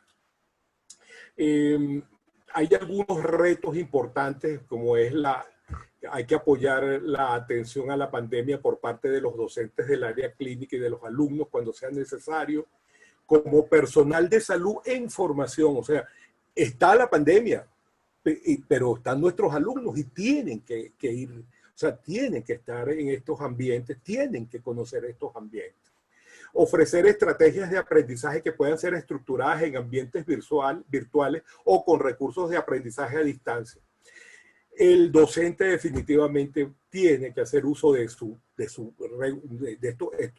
Nuestros docentes tienen una vasta experiencia, una gran experiencia y seguramente un ingenio y creatividad que les va a permitir innovar en cuanto a metodologías, contextos y estrategias, más allá de los textos y las clases magistrales tradicionales. Hay que capacitar a los alumnos y profesores en el manejo de las plataformas virtuales y su uso correcto, superar las deficiencias de las conexiones a internet y problemas eléctricos. Fíjense que lo que hemos hecho en la UCB para la formación en competencias digitales es que estamos utilizando los smartphones, ¿no? Entonces se cae el internet, se cae el ABA, pero sigue habiendo posibilidades a través de WhatsApp o de Telegram. Entonces estamos utilizando esas modalidades para complementar las actividades docentes de nuestros estudiantes. Hay que, por supuesto, ofrecer apoyo emocional a los estudiantes. Bueno, por supuesto, hay que procurar nuevas formas de actividades clínicas. Estas tienen que ser protegidas con distanciamiento y con escalonamiento de horario. Es imposible hacerlas si no. Y como ustedes saben, nosotros tenemos pandemia, por lo menos, seguro que ustedes manejan modelos y conocen que esta situación pandémica probablemente se alargue hasta febrero o marzo del año que viene, y las situaciones redundantes a ellas que tienen que ver con la inmunidad que podamos tener para combatir estas patologías, no va a ser posible sino hasta muy probablemente hasta mediados del año que viene, a pesar de que la vacuna rusa dicen que está en la cuarta fase, ¿no? Bueno, no sé, yo no me la pondría, pero bueno, dado el caso uno no sabe. Brindar experiencias clínicas alternativas que sean auténticas. Eso es muy importante. El aprendizaje auténtico es un elemento indispensable de la formación médica. Y para finalizar, después de este paneo denso que he mostrado, definitivamente nosotros pensamos que la emergencia debido a la pandemia de COVID-19 eventualmente va a terminar. Como les decía, nosotros esperamos que termine entre febrero o marzo del año que viene. Para entonces todo el concepto y el sistema de la educación médica debe haberse reinventado o tiene que haber sido reinventado. Después de haber servido toda esta pandemia como un experimento en vivo. De momento está claro que las universidades y las instituciones sanitarias necesitan colaborar y potenciar nuevas formas de experiencias educativas para los profesionales de salud a distancia. En definitiva, señores, la COVID-19 nos habrá hecho más conscientes de la realidad digital y logrará que nos interesemos en participar en los procesos de transformación digital que poco a poco se habían ido realizando y que ahora, debido a este fenómeno, ha sido forzado. Muchísimas gracias a todos. Quedo disponible para sus preguntas. Gracias, Mariano. Excelente participación. Bueno, disponemos de algunos minutos para intercambiar con los asistentes en una serie de preguntas que se han ido generando. En principio, mucho reconocimiento y felicitaciones para nuestros tres conferencistas. Disponemos de algunos minutos. Vamos a tratar de abrir el micrófono de los tres profesores, tratando de ser lo más concreto en la respuesta para aprovechar los minutos que nos quedan disponibles de conexión. Hay algunos aspectos de las preguntas que se han ido generando que tienen que ver con el aspecto de la ética en telemedicina, pasos y recomendaciones para implementar la telemedicina, pero vamos a atender el primer aspecto que tiene que ver con ética. Hay otras consideraciones sobre la confidencialidad de la información De manera que, a ver qué opiniones tienen ustedes sobre ese aspecto.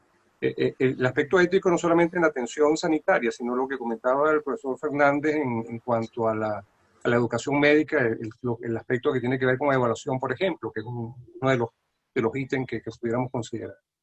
Adelante. Sí, si me permites, Mario. Adelante, Mariano. Sí, claro. Fíjate, con respecto exclusivamente a lo que tenía que ver con las evaluaciones, nosotros debemos, por supuesto, y yo estoy seguro que lo hacemos, desarrollar lo ético en nuestros estudiantes, y yo creo que lo logramos en cuanto a su labor y en cuanto a su desempeño. Hay que lograr también entonces que ellos puedan entender que las evaluaciones son procesos importantes. O sea, en dos platos, yo creo que parte del convencimiento de que las evaluaciones son procesos que tienen su importancia para la formación de cada uno de ellos y por lo tanto tienen que ser manejados de una manera ética. Lo otro también es cambiar el tipo de evaluación, es decir, migrar de evaluaciones que pueden ser más fácilmente violentadas a evaluaciones que son más difíciles y que desde el punto de vista pedagógico nos parece que son mucho más recomendables. Por ejemplo, un individuo al cual tú dependiendo por supuesto de lo que le estés dando, un individuo que hace trabajos con frecuencia o que hace ensayos sobre un tema con frecuencia, es un individuo que va a violentar menos las reglas y que va a hacer un trabajo mucho más limpio y ético. En la experiencia de la cátedra de bioquímica con el WebQuest, que ya tiene más de una década, yo creo que es importante, donde cada alumno, a través de trabajo colaborativo, hace su trabajo, realiza su trabajo y nosotros a través de la plataforma tecnológica podemos saber quién trabajó y quién no trabajó. Entonces es una cuestión importante. Con respecto a la ética en general, yo creo que hay que seguir trabajando, hay que seguir estudiando e investigando sobre la ética y la bioética en estas situaciones. Adelante, Mario. Para Héctor y Tomás, que tienen experiencia en el uso de la telemedicina en la práctica clínica para la atención de pacientes, una de las inquietudes que hay es sobre la confidencialidad de la información. Tiene que ver con el uso de la Internet y la vulnerabilidad del Internet. Hay quienes proponen que se trabaje toda esta información en intranet, que den un poco más de seguridad. No sé qué experiencia podamos tener en ese aspecto. Yo podría hacer un comentario que se sabe que el sistema de Internet es vulnerable. Si se han podido meter en la NASA y se han podido meter dentro del gobierno americano y dentro del gobierno ruso y se han podido meter con cualquiera de los sistemas de mayor seguridad, imagínense lo que podría pasar en lo que nosotros hacemos diariamente. En Estados Unidos hay un sistema que ellos han llamado HIPAA, que es el sistema que se ha manejado mucho sobre el tema de la confidencialidad, que es un tema sumamente importante, sin la menor duda. Ha generado mucho problema. Yo he tenido bastante contacto con gente que está haciendo telemedicina en Alaska y en otros sitios de Estados Unidos y Canadá. Y los problemas del HIPAA son tan complicados que le quitan enormes tiempo a los médicos de la atención. Pero sin duda debe buscarse formas que sean lo más privado posible, porque sobre todo en países donde la prevalencia de los problemas legales, médicos legales, como es Estados Unidos, que es un gran negocio y uno de los componentes que más pesa sobre los costos gigantescos de la salud en Estados Unidos, un sistema que se acepta como de los más ineficientes en lo que se refiere a costo-efectividad. Y eso es un problema serio. Yo creo que el tema ético es un tema que siempre tiene que estar presente. El tema ético otra vez tiene hay el famoso cuentico aquel del que tiene la mosquita en el oído y entonces el médico no le atendía, no le sacaba la mosquita porque quería que siguiera viniendo. Bueno, esa falta de ética puede ocurrir en otra serie de circunstancias y fuera de la telemedicina igual. Entonces yo creo que sí hay que estar muy consciente. Yo he tenido conversaciones sumamente interesantes con algunos de mis amigos muy ortodoxos y cuando empezó a crecer este número de consultas y utilización de consultas en videoconferencias o a distancia, me preguntaban, bueno, Tomás, ¿tú crees que es ético esto que uno se facture, se pague, se cobre eso? Yo les comentaba, aunque ahora ha crecido muchísimo, yo creo que si tú ves que puedes ayudar a resolver problemas de eso a distancia y puedes tener suficiente información para darle orientación, yo creo que es perfectamente ético. Creo que se debe utilizar todos los mismos elementos de juicio que se usan para cualquier atención de cualquier persona, inclusive cuando es presencial. Esto va a ser la forma de comunicarse. No hay una forma de que la gente que está en cualquier sitio donde no hay especialistas pueda tener acceso a la salud. Y yo creo que hay otra cosa, en una de las láminas que presenté, es igual lo presencial a la visita virtual. Yo creo que no es igual. Sin duda, la óptima es la presencial, porque el componente, todo nos ha pasado, y yo lo hago la referencia, el efecto que mi profesor Fernando Rizquez nos decía siempre, la iatrogenia y la capacidad de cura de la palabra es sumamente importante. Y asimismo, mucha gente a mí me ha dicho, después que lo hemos hecho no sé cuántas cosas, intervenciones, stentas, cirugía cardíaca, lo que sea, y me han dicho de repente, mire doctor, usted me curó el día que me puso el brazo en la espalda saliendo de la consulta y ese fue el día que yo me curé. Eso no es sino una sensación totalmente parcial, pero hay un efecto de tranquilidad que hace lo presencial. Además de todo, un abdomen agudo. ¿Cómo siente uno un abdomen agudo, un cirujano, virtualmente? Hay cosas que no se pueden. Entonces, hay que entender que hay elementos que la telemedicina resuelve muchos casos, pero otros no se pueden resolver. Otros tienen que ser presenciales. Claro, aquí para no prolongarme más. Ese es un mensaje importante, que no todo se puede virtualizar. Hay competencias de orden práctico y lo que es relación médico-paciente, que tiene que ver con algunas preguntas que se han generado, que no hay manera, no hay alternativas a través de la virtualidad para sustituir la presencialidad, de manera que en medicina vamos a tener que ir a modelos mixtos. Es imposible que toda una escuela de medicina se monte todo en formato virtual. Hay unas preguntas específicas para Héctor. No sé si hay algún comentario sobre este tema, pero a Héctor le preguntaban sobre el uso de algún software en particular para el seguimiento de los pacientes que se han venido viendo con los programas de COSM Telemedicina y toda la experiencia que se ha desarrollado desde este programa. Y lo otro, sobre qué recursos contamos en la actualidad, en la época de pandemia y para la pospandemia, para dejar institucionalizados los congresos virtuales. Esas son dos preguntas específicas para el doctor Arrecedera. Bueno, te comento que, por suerte, nosotros hemos estado trabajando con la parte de software libre desde hace muchos años para acá. O sea, todo lo que nosotros estamos haciendo en términos de, si bien es cierto, en un comienzo, hace 20 años, comenzamos utilizando herramientas de empresas propietarias como Windows, como Informix o cosas como esta. La experiencia nos ha dicho de que nosotros tenemos que desarrollar nuestras propias herramientas en software libre y es lo que se recomienda y es lo que debe ser, el deber ser. De manera de que tanto las universidades como el país tengan el control de la información que se está recibiendo. Y esa es la recomendación. O sea, cualquiera que quiera en el área, digamos, de telemedicina o de desarrollo, no trabajen con otras aplicaciones propietarias. Están más, pero la recomendación es trabajar con software libre y con nuestras aplicaciones.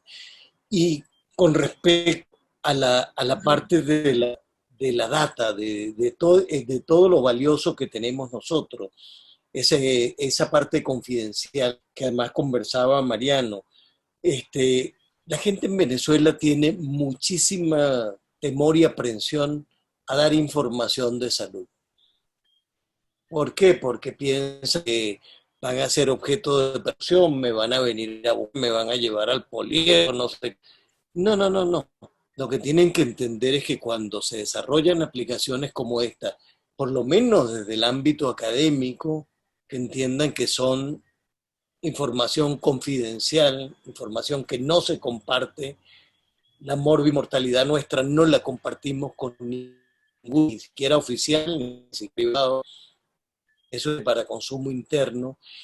Y lo que sí le queremos decir es que cada día más estamos recibiendo, digamos, apoyos de médicos especialistas que se están sumando a los médicos generales para en esta red de conocimiento médico dar apoyo a la población venezolana. Y una cuestión adicional que quizás no hemos tocado, y es en algún momento esta pandemia se va a acabar, y cómo van a quedar las universidades el día después. ¿Con cuántos médicos contamos? ¿Quién formar el personal de salud que se requiere de manera urgente en Venezuela? ¿Con quiénes contamos? Y ahí es donde entra otro factor, y es que tiene que ser tomado en cuenta en estas herramientas a distancia, y son todos aquellos profesores nuestros, aquellos especialistas nuestros, que estando en el exterior nos pueden seguir acompañando, seguirnos dando docencia y ir pensando de formar profesionales de manera masiva, de calidad, utilizando y dándose en herramientas tecnológicas. Bien, hay bastante inquietudes en dos aspectos en particular. Uno, que es la formación de las competencias prácticas a través de la virtualidad. Pienso que parte de la respuesta ya se avanzó anteriormente, pero hay un comentario del profesor Gómez Macedo, por ejemplo, en relación a los aspectos del examen físico y si esto va a ser sustituido por aplicaciones o herramientas de imagenología para efectos de diagnóstico y tratamiento. Eso, y el otro aspecto que es muy reiterado en las inquietudes es el aspecto que tiene que ver con evaluación de competencias a través del formato virtual. No sé, Mario, si me permites, Adelante, Mariano. Parte de la respuesta. Fíjate, bueno, podemos llegar a un acuerdo todos, ¿no? No se puede formar a un médico virtualmente. O sea, a distancia no se puede formar un médico. Yo creo que esa es la premisa básica, ¿no? A un profesional de salud necesita hacer reconocimientos médicos, necesita aprender a suturar, necesita saber poner un tratamiento, saber hacer una estrategia, una palpación con el estudiante, con el paciente. Y requiere también un grupo de habilidades blandas o soft skills, yo creo que lo nombré un poquito al vuelo, y un aprendizaje de cómo tratar al paciente. Eso es indispensable. Claro, el aprendizaje para cómo tratar al paciente, supónganse ustedes que si el objeto del aprendizaje o del curso es que él aprenda a interrogar, bueno, tú puedes enseñarle a interrogar por vía virtual, él puede interrogar a un paciente virtualmente, pero es verdad que el contacto paciente a paciente es muy importante. Entonces, por eso comenzamos desde esa premisa, ¿no? Es necesario que sea presencial. Creo que tú también lo habías dicho hace un rato, Mario. Es necesario que sea presencial, pero hay una cantidad de elementos que pueden ser potenciados y enseñados de manera virtual. Y esto es las partes teóricas de los cursos y toda la teoría o contenidos teóricos necesarios para el aprendizaje de las habilidades y destrezas. Entonces, si uno estudia la currícula de los programas y separa específicamente cuál es el desempeño o la competencia que el estudiante que estamos buscando con el grupo de estudiantes. Nosotros podemos, por un lado, optimizar los momentos de práctica clínica del estudiante y por otra, podemos mejorar la forma de evaluarlos. Lo que quiero decir con esto es que la evaluación en la virtualidad, por supuesto, la evaluación en la virtualidad no es igual que la evaluación presencial, pero si ustedes necesitan que el paciente, que el estudiante palpe el vaso, no hay otra manera de aprenderlo que palpándolo con el paciente. Pero él puede ver los demos, él puede irse a SOS y ver los videos, él puede escuchar las explicaciones y puede leer la anatomía necesaria para saber qué es lo que va a hacer. Como les digo, para que en el momento en que llegue a la sala clínica, que va a ser difícil, porque recuérdense que en esta nueva normalidad, en esta pandemia y en la nueva normalidad que nos viene, el individuo va a tener que entrar, el estudiante va a tener que entrar con equipos de protección personal, con una situación de aislamiento con respecto a sus compañeros y con un escalonamiento en cuanto a la hora que le va a tocar hacer la práctica, ¿no? Fíjense ustedes todas las complicaciones que estamos teniendo. Pero sí, nosotros pensamos que con buena planificación, y por supuesto, donde caemos, como siempre, es en los recursos. Esto requiere recursos, requiere contratar mayor cantidad de profesores para darle la misma clase a la misma cantidad de alumnos. No sé si logro ejemplificar lo que estoy diciendo, ¿no? Pero nosotros somos de los que pensamos entonces, para cerrar, que sí se pueden virtualizar las prácticas, por lo menos en gran parte de ellas, y las evaluaciones pueden ser mejoradas en cuanto a su adaptación a la virtualidad, ¿de acuerdo? Porque ustedes van a buscar exactamente el desempeño o la competencia que quieren lograr en el estudiante o participante. Eso era lo que quería decirle. Bueno, pero por supuesto, es altamente discutible todo lo que acabo de decir, Mario. Adelante. No hay duda que esto es un tema en construcción. Aquí no hay respuesta definitiva, ¿no? Lamentablemente, el tiempo que teníamos previsto ya lo superamos. Pienso que este tema da para muchos simposios adicionales. Le pediremos la consideración al Colegio Americano de Médicos a ver si organizamos alguna actividad en otro momento, además de la que corresponden a la sesión. Yo pienso que van a quedar muchas inquietudes sin respuesta a través de este seminario, o este simposio. Estoy seguro que los conferencistas pueden compartir con sus vías de contacto, sus redes sociales, su correo electrónico con los asistentes, de manera que alguna duda en particular pueda ser atendida a nivel personal. Pues pienso que por razón del tiempo deberíamos dar unos mensajes finales de nuestros tres conferencistas para los asistentes, y pues daríamos por culminado este simposio inaugural de la sesión 28 del capítulo Venezuela de la American College of Physicians. Doctor Tomás, un mensaje final.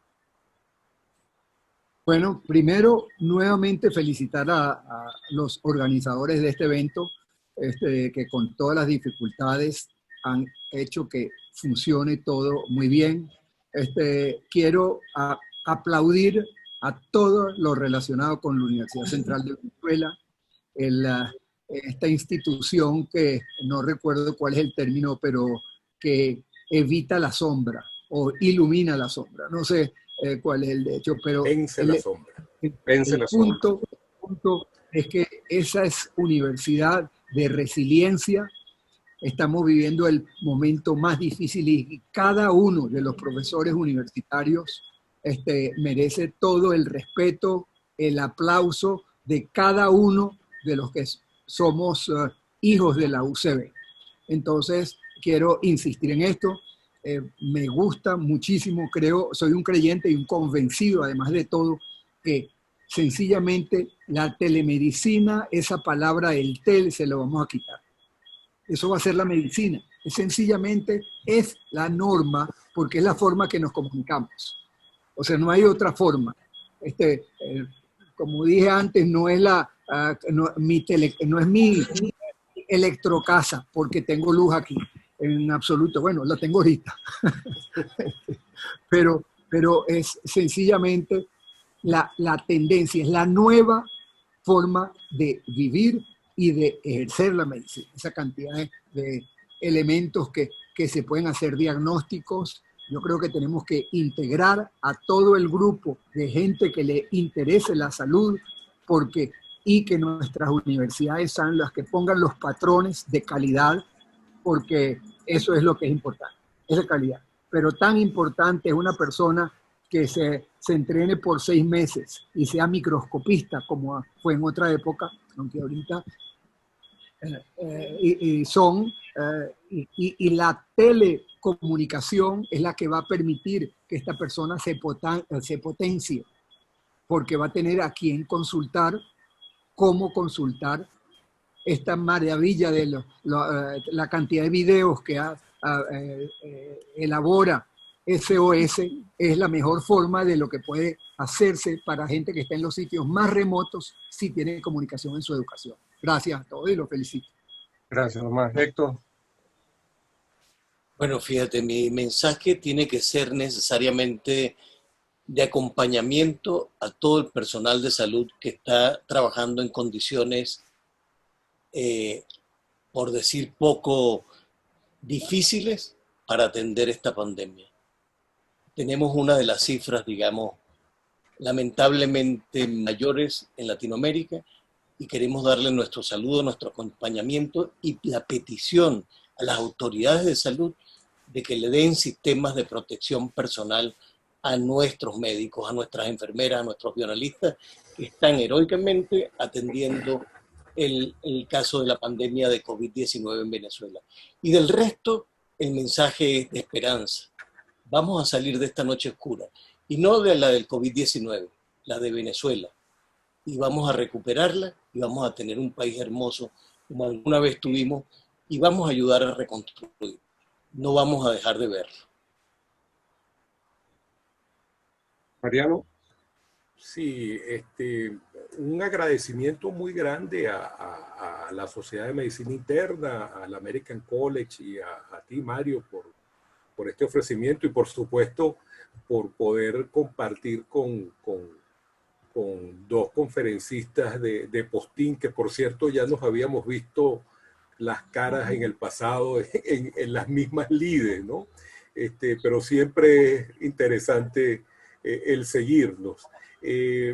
Una invitación muy amplia a todos los asistentes a seguir discutiendo las posibilidades de la telemedicina y en particular de la educación médica. Somos todo oídos y necesitamos ideas, necesitamos innovación, cosas nuevas, y yo creo que es importante que esas se difundan, por lo que tienen una invitación a que lo realicen. De resto, una feliz noche para todos y un feliz domingo. Muchas gracias, Mario. Gracias. Bueno, esto pone en evidencia que nosotros tenemos reserva, hay un patrimonio moral e institucional en nuestras universidades que nos hacen ser optimistas. Definitivamente la reconstrucción del país debe ser un hecho. Hay talento, hay recursos, hay experiencias que estamos compartiendo. Uno revisa un poco la experiencia de la región, de otras universidades, escuelas de medicina latinoamericana, pues, y nuestra posición no es de extrema desventaja. Lo que nos faltan recursos, como dijo Mariano, y eso en algún momento van a estar disponibles para poder llevar adelante los proyectos que ya tienen suficiente experiencia y sustento, de manera que eso nos permite creer en el país que merecemos. De manera que con esto damos por finalizado el simposio. Gracias al doctor Tomás Sanabria, a Héctor Rechadera, al doctor Mariano Fernández y sobre todo a todos ustedes asistentes que tuvieron la paciencia para estar acompañándonos todos estos media hora y un poquito más.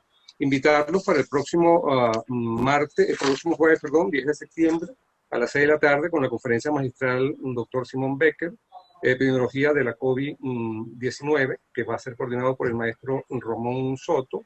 Y la conferencia va a estar a cargo del profesor Manuel Guzmán, fellow del American College. De manera que buenas noches y nos vemos el próximo jueves entonces. Muchas gracias. Gracias, Mario. Gracias, Mariano. Gracias, Héctor. Hasta luego. Chao. Bueno, Un abrazo para todos. buenas noches. Buenas noches.